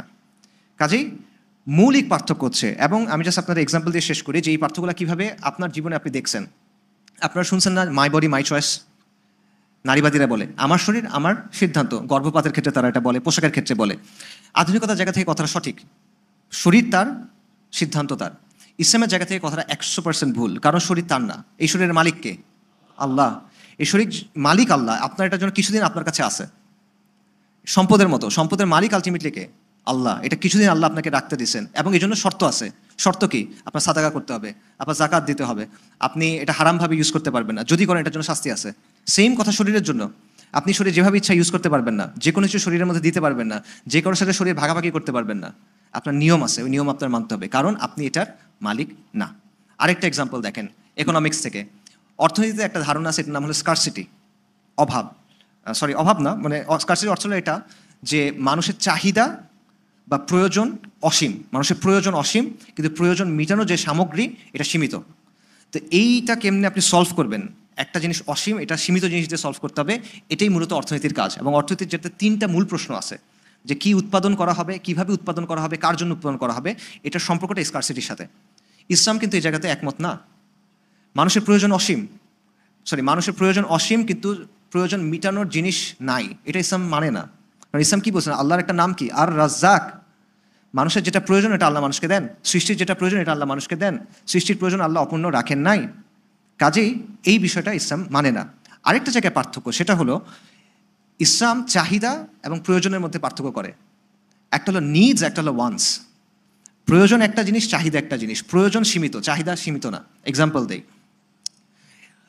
রমাদানের সময় ইফতারের 15 মিনিট আগে আপনি মনে করেন ইফতার কিনতে গেছেন কোনো জায়গায়, আপনার তখন মনে হবে পুরো দোকান সহ কিনে নিয়ে চলে আসতে। যা কিছু দেখেন আপনার মনে হবে এটা কিনবো, এটা কিনবো, এটা কিনবো, এটা কিনবো, সব কিনবো, সব খাবো, একা আমি খাবো, কারো দিব না, এরকম। কিন্তু আপনি যখন খেতে যাবেন 5-10 মিনিট খাওয়ার পর আপনি দেখবেন আপনি আর খেতে পারতেছেন না। তো এই যে আপনার শরীরের যে প্রয়োজন সেটা মিটে গেছে, এই প্রয়োজন এটা হলো নিড। আর আপনার ভেতরে যে চাহিদাটা, খাইতে হবে, খাইতে হবে, খাইতে হবে, চোখের যে খিদা বলি আমরা, এটা হলো ওয়ান্ট। এটার কোনো সীমা নাই, এটা চলতে থাকবে। নবী সাল্লাল্লাহু আলাইহি ওয়াসাল্লাম কি বলছেন? যে আদম সন্তানের যদি 2টা মাঠ ভর্তি, 2টা উপত্যকা ভর্তি স্বর্ণ থাকতো, তাহলে সে তৃতীয় একটা চাইতো। এবং বনি আদমের পেট একটা জিনিস ছাড়া আর কোনো কিছু দিয়ে কখনো পূর্ণ হবে না। সে একটা জিনিস কি? মাটি, কবরের মাটি, এটা ছাড়া আর কোনো কিছু দিয়ে পূর্ণ হবে না। সো দেখেন, ইসলামের জায়গা থেকে আপনি ফোকাস করবেন কোন জায়গায়? প্রয়োজনটা পূরণ করার দিকে। প্রয়োজন পূরণ করলে মানুষ প্রশান্ত হয়, স্থিতাবস্থায় আসে। কিন্তু চাহিদার পিছিয়ে আপনি যখন দৌড়াবেন, আপনি কন্টিনিউয়াস অস্থিরতার মধ্যে থাকবেন। আরও লাগবে, আরও লাগবে, আরও লাগবে, ইয়ানাফসি ইয়ানাফসি ইয়ানাফসি, নাফসানিয়াত। এ থেকে আপনি বেরোতে পারবেন না। তাহলে দেখেন, জাস্ট ওই ছোটো ছোটো বিষয়গুলো, মৌলিক প্রশ্নগুলো, ওগুলোর কারণে কিন্তু এই পার্থক্যগুলো হচ্ছে অর্থনীতির ক্ষেত্রে, রাজনীতির ক্ষেত্রে, সব কিছু ক্ষেত্রে, মাই বডি মাই চয়েস, সব কিছুর ক্ষেত্রে। এখানে চাইলে মানবাধিকার নিয়ে বড় আলোচনা করা যায়, এটা আর করলাম না, সময় নাই। এটা হয়। সো আমি শেষ করি। দেখেন, এই যে পার্থক্যগুলা, এটা কিভাবে আমাদেরকে সমস্যার মধ্যে ফেলে। আমরা কতগুলো জিনিসকে সঠিক বলে ধরে নিছি। যেমন মনে করেন মানবাধিকার, নারীবাদ বা নারী অধিকার, তারপর মনে করেন মুক্ত চিন্তা, স্বাধীনতা, ব্যক্তি স্বাধীনতা, গণতন্ত্র, এরকম অনেক বিষয় আছে যেগুলো আমরাকে বিনা প্রশ্নে সঠিক বলে ধরে নিছি। আবার আমরা ইসলামকেও মানতেছি। তো যখন আমরা দেখতেছি কেউ এসে প্রশ্ন করে যে আসলে ইসলামের মধ্যে কি এগুলো আছে, ইসলামের সাথে কি এগুলো কি মিলে, তখন প্রশ্ন কি হবে? হ্যাঁ অথবা না। এখন যেহেতু আপনি এগুলোকে সঠিক বলে ধরে নিছেন, যদি না উত্তর দেন তখন কি হয়? কিছু মানুষ যখন দেখে যে না, আসলে ইসলামের সাথে এটা মিলতেছে না, মানবাধিকারের অনেক কিছু ইসলামের সাথে মিলতেছে না, নারী অধিকারের অনেক কিছু ইসলামের সাথে মিলতেছে না, তখন তাদের অবস্থা কি হয়? তারা ইসলাম থেকে বের হয়ে যায়, মুরতাদ হয়ে যায়। আরেকটা অংশ কি করে? তারা বলে হ্যাঁ সব ইসলামের মধ্যে আছে, এগুলোও ভালো, ইসলামও ভালো, যেহেতু দুটোই ভালো তার মানে দুটোই এখানে আছে, কিন্তু এটা বললে তো হবে না, এটা আপনার মিলাইতে হবে। মিলানোর জন্য তখন তারা কি করে? তখন তারা ইসলামের নতুন নতুন ব্যাখ্যা করে। সালাফুস সালিনের ব্যাখ্যা থেকে সরে গিয়ে, কোরআন এবং সুন্নাহর অবস্থান থেকে সরে গিয়ে নানা ধরনের যুক্তি তর্ক এই সেই দিয়ে নানা ধরনের ব্যাখ্যা করে। এবং এইটার ফলে কি হয়? এইটার ফলে আপনি যেটা বলেন যে মডারেট বলেন, মডার্নিস্ট বলেন, এই জিনিসপত্রগুলো এটার জন্য তৈরি হয়। সমস্যাটার গোড়াটা একটা জায়গায়, যে আপনি সংঘর্ষটা বুঝতেছেন না এবং আপনি শুধুমাত্র ইসলামকে ধারণ করার মধ্যে সন্তুষ্ট হতে পারতেছেন না। আপনি অলরেডি আধুনিকতা থেকে আসা বিষয়গুলোকে চিরন্তন সত্য হিসেবে মেনে নিছেন এবং ওটার সাথে ইসলামকে মানানোর চেষ্টা করতেছেন। একটা ছোট একটা ছাঁচ আপনাকে আধুনিকতা দিছে, আপনি চাচ্ছেন ইসলামটাকে এটার মধ্যে রাখতে, এটা আপনি রাখতে পারবেন না, তাই ইসলামকে কাটতে হচ্ছে। ঠিক আছে, এটা হলো সমস্যা।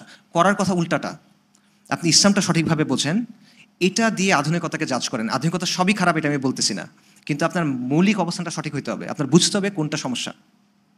ঠিক আছে, তা না হলে এই দুটো জিনিসের একটা হবে, ইদার সে দিন থেকে বের হয়ে যাবে, মুরতাদ হয়ে যাবে, অথবা সে দিনকে বিকৃত করবে, গোমরাহ হয়ে যাবে, মডারেট মডার্নিস্ট যা কিছু বলে এই জিনিসপত্রগুলো হবে। আচ্ছা, সো এই জন্য আলটিমেটলি আমাদের যেটা করতে হবে, দিনের অবস্থানকে সঠিকভাবে ধরতে হবে। এবং এই জিনিসটা করা সালাফুস সালিনের মেজাজে যদি আপনি যান, তাহলে এত জটিল কথাবার্তার দরকার নেই, এমনি আপনি পারবেন। আমি আপনাদের এক্সাম্পল দিয়ে কথা শেষ করতেছি। এইটা সম্ভবত আবু হুরায়রা রাদিয়াল্লাহু আনহুর ঘটনা। যখন পারস্য বিজয় হয়েছে, সাহাবায়ে কেরাম গেছেন, মুসলিম আর্মি গেছেন, ওনারা খাওয়া দাওয়া করতেছেন। তো খাওয়ার সময় খাবার মাটিতে পড়ে গেছে, তো একজন সাহাবী ওটা উঠে আবার খাচ্ছেন। তখন আরেকজন এসে বলতেছে, আপনি মুহাম্মদ রাসূলুল্লাহ সাল্লাল্লাহু আলাইহি ওয়াসাল্লামের নবী, সাহাবী। এখানে যে মানুষরা আছে সবাই আপনাদের দেখতেছে, আপনাদের বিশেষ একটা সম্মান আছে, এবং এই মানুষরা এটাকে খারাপ মনে করে, খাবার পড়ে গেলে এটা উঠায় খাওয়া, এটা কইরেন না আপনি। তখন ওই সাহাবী বলতেছেন যে কাফেররা কি মনে করবে, এই জন্য আমি আমার রাসূলের কথা ছেড়ে দিব? ঠিক আছে, এত তত্ত্বের দরকার নেই। এটা হলো যে সাহাবীদের বুঝ। এবং এরকম ঘটনা আছে যে মুসলিমরা যখন পারস্য বিজয় করছে, তারা গিয়ে কর্পূর দেখছে প্রথমবারের মতো, কাফুর, কর্পূর। এটা বুঝতেছে নাকি, মানুষ মনে করছে এটা খাবার জিনিস তারা, এবং তারা রুটি দিয়ে খাওয়ার চেষ্টা করছে কর্পূর। এরকম মানুষকে দিয়ে আল্লাহ সুবহানাহু ওয়া তাআলা ফাতাহ করছেন, এরকম মানুষকে দিয়ে আল্লাহ সুবহানাহু ওয়া তাআলা দিনকে বিজয়ী করছেন। এবং আপনারা জানেন বিখ্যাত ঘটনা, রাবি ইবনে আমর রাদিয়াল্লাহু তাআলা আনহু রুস্তমের সাথে দেখা করছেন। উনি কথা কি বলছেন সেটা আমরা সবাই জানি। উনি এসে তাকে রুস্তম জিজ্ঞেস করছেন যে তোমরা কেন আসছো, কি চাও তোমরা? উনি বলছেন আমরা আসছি মানুষকে মাখলুকের গোলামি থেকে মুক্ত করে খালিকের গোলামের দিকে নেওয়ার জন্য। আমরা আসছি মানুষকে মিথ্যা ধর্ম থেকে বের করে ইসলামের আলোর দিকে আনার জন্য, এবং আমরা আসছি মানুষকে দুনিয়ার সংকীর্ণতা থেকে বের করে আখিরাতের প্রশস্ততার দিকে নেওয়ার জন্য, রাইট? কিন্তু উনি গেছেন কিভাবে, এটাও ইম্পর্টেন্ট। আমার কাছে এটা খুব ইম্পর্টেন্ট মনে হয়। রুস্তমরা বসে আছে বিশাল তাঁবুর মধ্যে, পারস্য গালিচা, সুন্দর জাঁকজমকপূর্ণ একটা অবস্থা। এর মধ্যে রাবি ইবনে আমর আসছেন ধুলায় ধূসরিত, আরও বেদুইনের মতো করে নিয়ে আসছেন, এসে ঘোড়া রাখছেন, ঘোড়া বাঁধছেন, মানে হাজার হাজার দিরহামের দামি তাঁবুর সাথে বেঁধে রাখছেন। তারপর তার বর্ষা উল্টা করে ফেলছেন গালিচার উপরে, এটা টানতে টানতে সামনে গেছেন, পাত্তা দেন নাই। এটা হলো তাদের অবস্থান, এবং এই অবস্থান থেকে আমরা অনেক দূর সরে গেছি আজকে। আজকে আপনারা দেখেন ফিলিস্তিনের অবস্থা, আপনারা দেখেন ফিলিস্তিনে আমাদের ভাইরা আছে, তারা ত্যাগের কি নজরানা দিচ্ছেন, প্রতিষ্ঠা করতেছেন, এটা আমরা দেখতেছি। আল্লাহ তাদের উত্তম জাযা দান করেন। পুরা উম্মার জন্য তারা দৃষ্টান্ত প্রতিষ্ঠা করছেন। আল্লাহ তাদেরকে শহীদ হিসেবে কবুল করেন, আল্লাহ তাদেরকে বিজয় দেন, সাফল্য দেন। কিন্তু আমাদের কি অবস্থা, আমরা কি করলাম? 1 বছর ধরে আমাদের ভাইদের এই অবস্থা হইলো, আমরা কি করলাম? 40,000-এর উপরে মানুষ মারা গেল, সম্ভবত 1 লাখের উপরে মানুষ মারা গেছে। আমরা কি করছি? আজকে যদি তারা আল আকসা দখল করে নেয়, ভেঙে ফেলে, আমরা কি করব বলেন তো আপনি? কিচ্ছু করবো না আমরা। 1 বছর ধরে আপনার সামনে আপনার বোনদের মারা হয়েছে, আপনার ভাইদের মারা হয়েছে, আপনাদের বাচ্চারা ছিন্ন বিচ্ছিন্ন হয়ে গেছে, পলিথিনের মধ্যে করে ডেড বডি নিয়ে যেতে হয়েছে। আমরা কি করতে পারছি? আমরা কিচ্ছু করতে পারি নাই। এটা মুহাম্মদ রাসূলুল্লাহ সাল্লাল্লাহু আলাইহি ওয়াসাল্লামের উম্মাহ। এই উম্মার আজকে এই অবস্থা হয়েছে, এটা কিভাবে হইল? কারণ আমরা ওই অবস্থান থেকে সরে গেছি। বাইতুল মাকদিসের প্রথমবার ফাতাহ হওয়ার সাথে তুলনা করেন উমর রাদিয়াল্লাহু তাআলা আনহু, উমর ইবনুল খাত্তাব রাদিয়াল্লাহু তাআলা আনহু যখন সেখানে গেছেন, উটের রশি ধরে আছেন, উটের উপর বসে আছে তার গোলাম, পোশাকের মধ্যে যা তালি দেওয়া, ওরা অবাক হয়ে গেছে। সাহাবায়ে কেরাম আসছেন, আবু উবাইদা ইবনে জাররাহ, জলিলুল কদর সাহাবী, খালিদ ইবনে ওয়ালিদ সম্ভবত ছিলেন, আরও অনেক সাহাবী এসে বলছেন, ইয়া আমিরুল মুমিনিন, এই মানুষরা আপনাকে মুসলিম উম্মার প্রতিনিধি হিসেবে দেখবে, রাসূলুল্লাহ সাল্লাল্লাহু আলাইহি ওয়াসাল্লামের সাহাবী হিসেবে দেখবে, এই পোশাকে যায়েন না। উমর রাদিয়াল্লাহু আনহু ঘুষি মারছেন আবু উবাইদা উমর ইবনে জাররাহকে, যে তুমিও এটা বললা? আমরা ছিলাম সবচেয়ে লাঞ্ছিত জাতি, আমরা ছিলাম সবচেয়ে অপমানিত জাতি। আল্লাহ আযজা ওয়া জাল্লা আমাদেরকে দ্বীন ইসলাম দিয়ে সম্মানিত করছেন। যদি আমরা এটা থেকে সরে যাই, তাহলে আমরা সবচেয়ে বেশি লাঞ্ছিত জাতি আবার হব। আমাদের সম্মানের উপায় একটাই, আমাদের বিজয়ের উপর একটাই, দ্বীন ইসলামকে পূর্ণাঙ্গভাবে আঁকড়ে ধরা, যেটা উমর রাদিয়াল্লাহু আনহু বলছেন। এবং উমর রাদিয়াল্লাহু আনহুর কথা সত্য, আল ফারুকের কথা সত্য। আজকে আমাদের সেই অবস্থাটা হয়েছে, আমরা এগুলো থেকে সরে গেছি, আমরা সবচেয়ে বঞ্চিত, আমরা সবচেয়ে লাঞ্ছিত, এবং আমাদের বাইতুল মাকদিস যেটা, আল আকসা যেটা, সেটা রক্ষা করার ক্ষমতা আমাদের নাই। এবং এটা থেকে মুক্ত হওয়ার উপায় একটা, সেটা হলো যে আপনার আবার দিনে ওইভাবে ফেরত যেতে হবে যেভাবে সাহাবায়ে কেরাম দিনকে বুঝছেন। আসসালামু আলাইকুম ওয়া রাহমাতুল্লাহি ওয়া বারাকাতুহু।